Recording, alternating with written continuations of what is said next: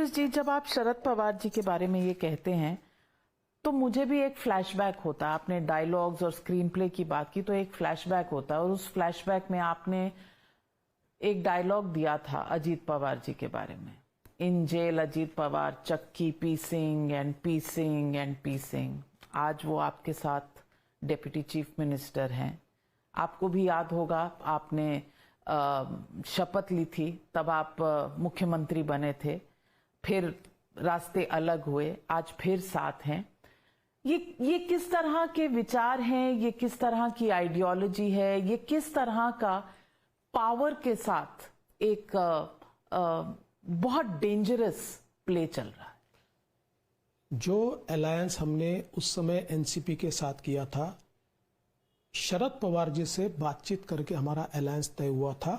बाद में शरद पवार जी बदल गए, और वो अलायंस करने का कारण भी यही था कि राजनीति में ऊंच नीच होती है, कभी सत्ता पर आप रहते हो, कभी सत्ता पर नहीं रहते हो, लेकिन राजनीति में अगर कोई आपको धोखा दे दे, आपके साथ विश्वासघात करे, आपके पीठ में खंजर भोंके, तो शांत नहीं बैठना चाहिए। तो आपने बदला लिया? और नहीं, बदला वगैरह छोड़ दीजिए। सवाल यह था, उस समय हमारे साथ चुनकर आए हुए उद्धव ठाकरे जी, ये केवल सत्ता के लिए, केवल कुर्सी के लिए हमको छोड़कर कांग्रेस के साथ जा रहे थे। ऐसे समय हमने वो निर्णय किया, पवार साहब पलट गए, बदल गए, अपना इरादा उन्होंने बदला, तो उनकी सरकार बनी। उसके बाद जो हुआ आपने देखा, शिवसेना में लोग नहीं चाहते थे उनके साथ जाना, जो नहीं चाहते थे वो हमारे साथ आए, हमने सरकार बनाई। लेकिन उस समय एनसीपी के भी लोग नहीं जाना चाहते थे। एनसीपी के लोग भी ये मानते थे कि स्टेबल गवर्नमेंट अगर देनी है तो हमको बीजेपी के साथ जाना चाहिए, और वो लोग हमारे साथ आए।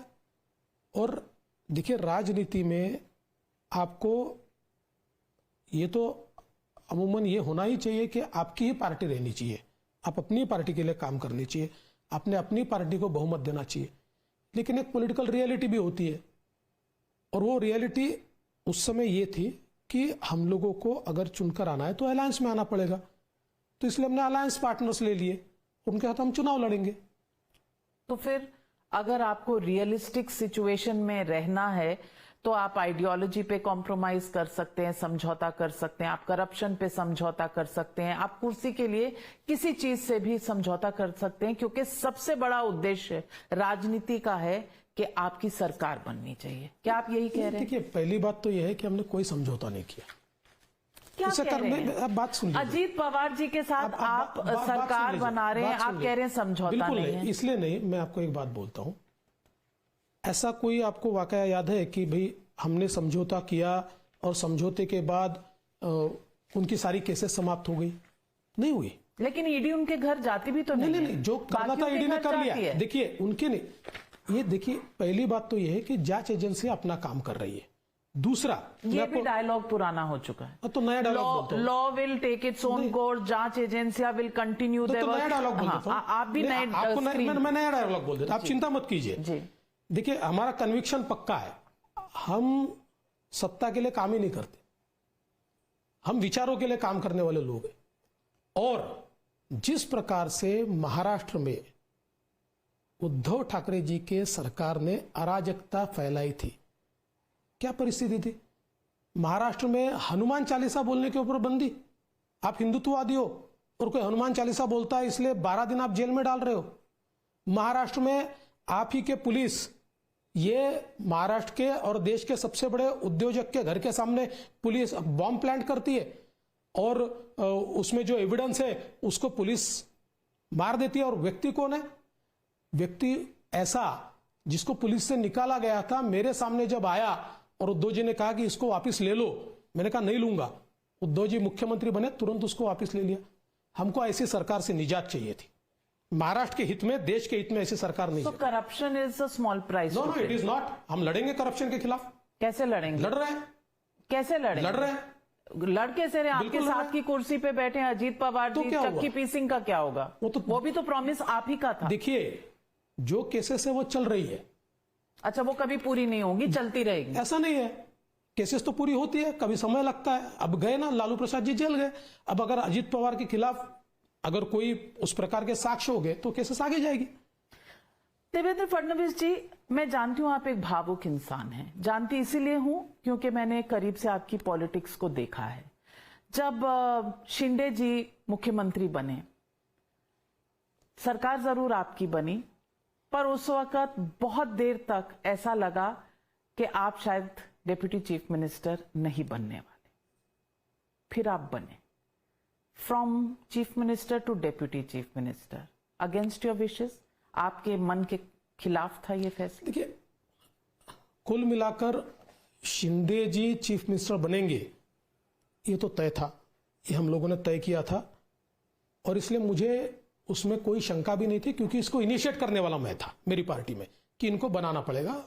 जिस प्रकार से हम लोग अलायंस कर रहे हैं, इनके साथ भी लोग हैं, उनको भी एक प्रकार से विश्वास आना चाहिए, और इसलिए हम इनको बनाएंगे। और दूसरा, हम ये चाहते थे कि हमने केवल सत्ता के लिए अलायंस नहीं किया, यानी उद्धव ठाकरे जी अगर हमारे साथ धोखा नहीं करते तो शायद हम उनका विचार भी कर सकते थे।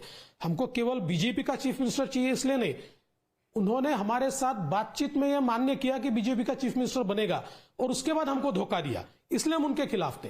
तो इसलिए उसमें मेरे मन में कोई शंका नहीं थी।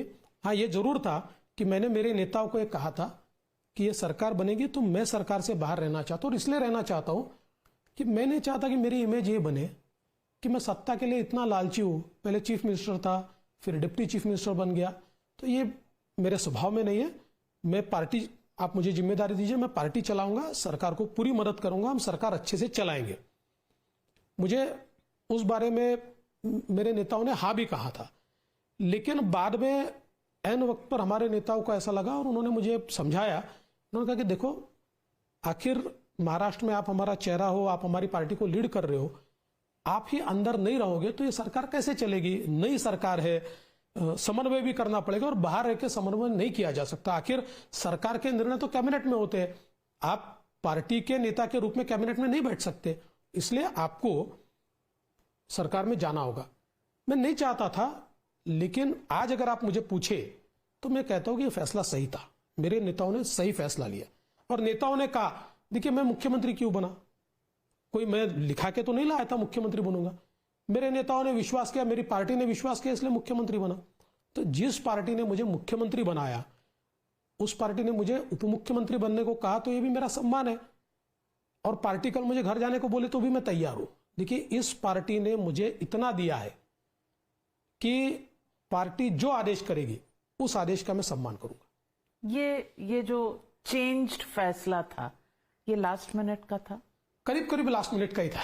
जब आप वहां पहुंच चुके थे शपथ ग्रहण, आपको एक फोन आया था, आप नेशनल टीवी पे थे, फोन आया और आप फोन लेकर मेरे प्रेस कॉन्फ्रेंस के बाद आया था फोन, प्रेस में नहीं आया था, मेरे प्रेस के बाद मुझे फोन आया था। हाँ, प्रेस के बाद जब वहां सब पहुंच चुके थे शपथ ग्रहण? ना, नहीं, वहां नहीं है। एक्चुअली हम लोगों ने शिंदे जी का पत्र दिया, उसके बाद मैंने प्रेस की। प्रेस से जब मैं वापस आया मेरे घर पे, तब मुझे ये फोन आया, और हमारे राष्ट्रीय अध्यक्ष जी ने तो टीवी पर अनाउंस कर दिया कि हमने आदेश दे दिया है और इनको जाना है। So there was no choice. सवाल ही नहीं। देखिए, इसको कोई ये नजरिए से देख सकता है कि मुख्यमंत्री का उप मुख्यमंत्री बना। मैं दूसरे नजरिए से इसको देखता हूं कि मेरे नेताओं का मेरे ऊपर ये विश्वास है कि उनको ये लगा कि भाई अगर सरकार ठीक से चलानी है तो ये व्यक्ति चाहिए, तो इसलिए मैं तो इसको अपना सम्मान मानता हूं। मैं